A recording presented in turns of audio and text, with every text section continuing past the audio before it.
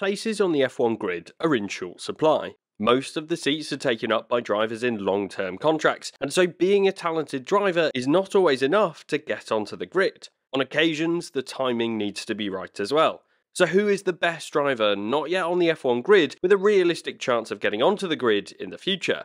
Let's have a look. My name's Andy, and this is Behind the Drive. F2 candidates, Frederik Vesti. To start off, I want to talk about the driver at the top of the F2 standings at the time of recording. Frederik Vesti is in his second season of Formula 2 after finishing 9th in his rookie year. The Mercedes Junior is 21 years old and is showing some promise this season. He took his first feature race win in Saudi Arabia earlier this year and has built on that with 5 more podium finishes at various races throughout the rest of the season. He's clearly got a lot of potential, but rather unsurprisingly, despite being part of the Mercedes Young Driver programme, he doesn't seem to be in line to take a seat in Formula 1 next year. Realistically, Vesti's best option to get onto the F1 grid will be through the Mercedes-powered teams. Mercedes will have one eye on their future, as Lewis Hamilton is 38 years old. The Silver Arrows aren't against recruiting drivers from outside of their setup, as they had significant success with Valtteri Bottas from 2017 to 2021, so they don't necessarily need a young driver to come in alongside Russell after Hamilton retires, but they may consider it. In addition, Hamilton claims that he wants to stay in the sport for potentially another 5 years, so it might be the case that the team doesn't need to look elsewhere just yet. For Vesti, his best route will probably be through Williams. The team are a Mercedes Power Unit customer, and their new team boss, James Fowles, has worked with the Mercedes team for several years. This will likely strengthen the link between the two teams going forward, but at the same time, the Williams team has big ambitions under Fowles to invest and get back towards the front. For me, Vesti is not yet done enough to get himself in the seat for next year, and there is a chance that he may join the increasing list of F2 title winners that don't break through onto the F1 grid.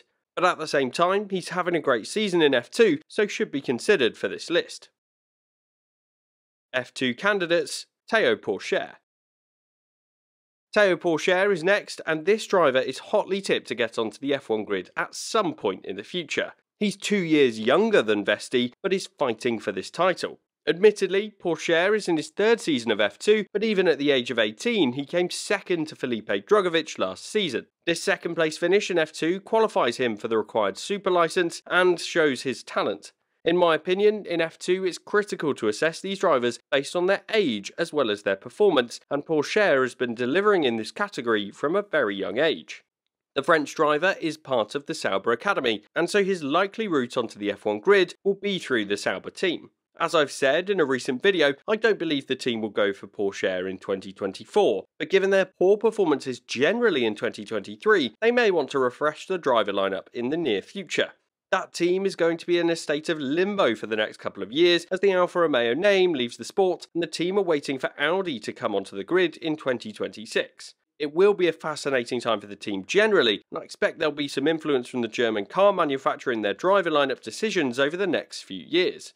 If Pourchaire wins the F2 title this year, then there should be no doubt that the French teenager is deserving of a spot on the F1 grid. It's perhaps becoming increasingly difficult for drivers to come onto the grid, as I've mentioned in a recent video, but it would be ridiculous for Pourchaire not to be considered as a worthy contender for this list. Before we get into the most likely driver to get onto the grid so far, I want to take a moment to ask you to subscribe to Behind the Drive. Currently, 73% of people watching my videos haven't hit the subscribe button, and the best way to see my content first is to hit that button, so it'd be great if you could subscribe today.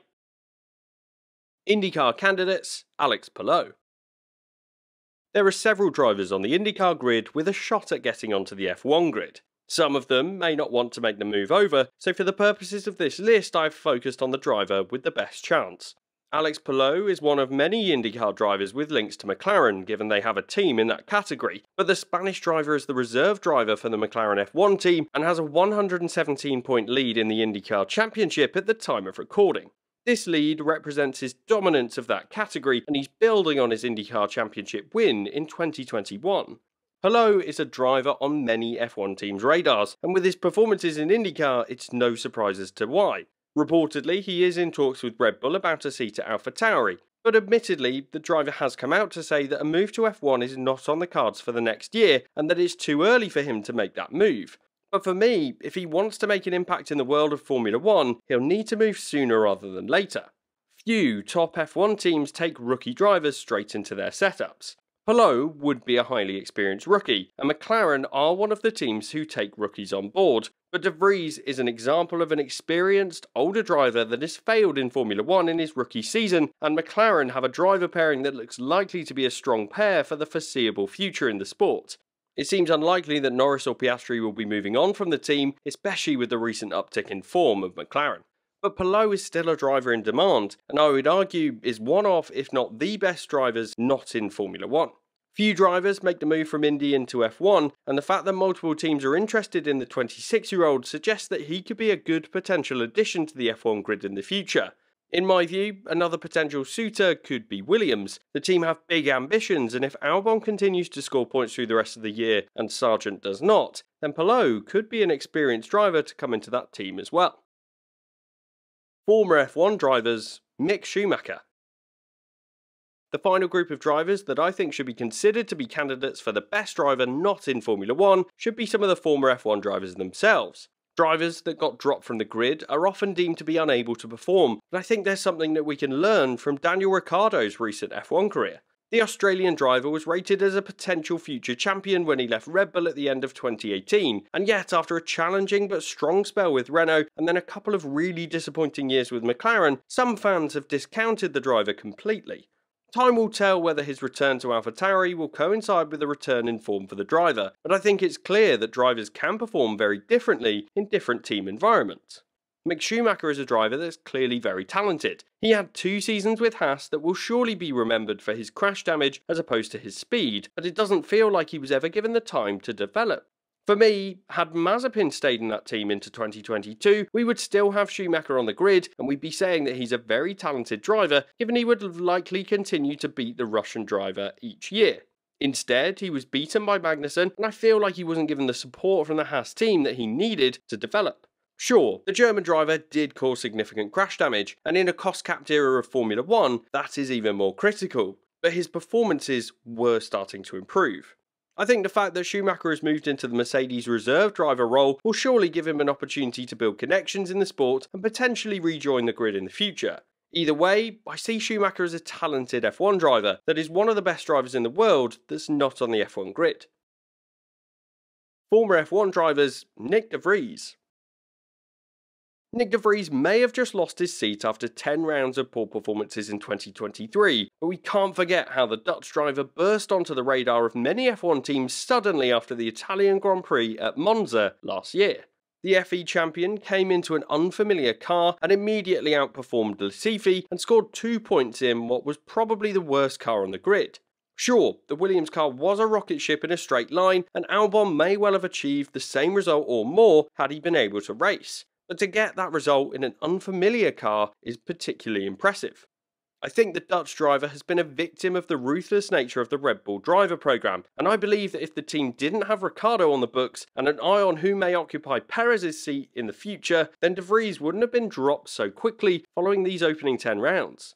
The AlphaTauri is clearly a challenging car to drive, and both he and Tsunoda have commented on how difficult it is for them to manage.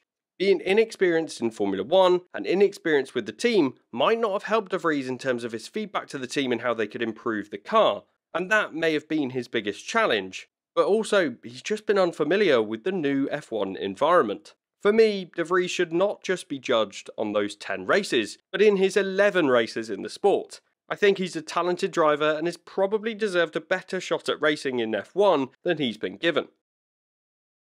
Honourable mentions. Antonio Giovinazzi is a driver that is often forgotten, but the Italian driver is still the reserve option for Ferrari. I think it's very unlikely he'll be making it onto the grid ever again, but I think his F1 career is probably underrated. Liam Lawson is associated with Red Bull and could well be an option for the AlphaTauri team for 2024. The New Zealand driver has shown enough to be given a chance in the second Red Bull team in the future, and I wouldn't be surprised if he's on the grid next year. Oliver Behrman is an example of a driver that isn't there yet, but is certainly one to watch. The British driver is part of the Ferrari Academy and is currently 4th in the F2 standings in his rookie year. His performances in Azerbaijan were exceptional, winning both the sprint and feature races that weekend.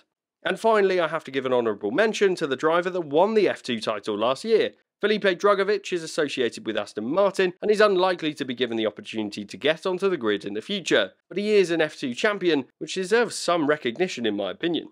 Overall, with the drivers I've discussed today, Alex Palou is clearly the best driver not yet in Formula 1. He's got a huge amount of potential to show in the sport, but it could also be a career-limiting move given he's in a great place with Chip Ganassi Racing in IndyCar.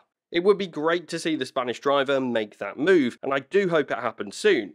And if you watched this video this far, then I'd recommend you watch this one on the drivers that we may well see on the grid next season.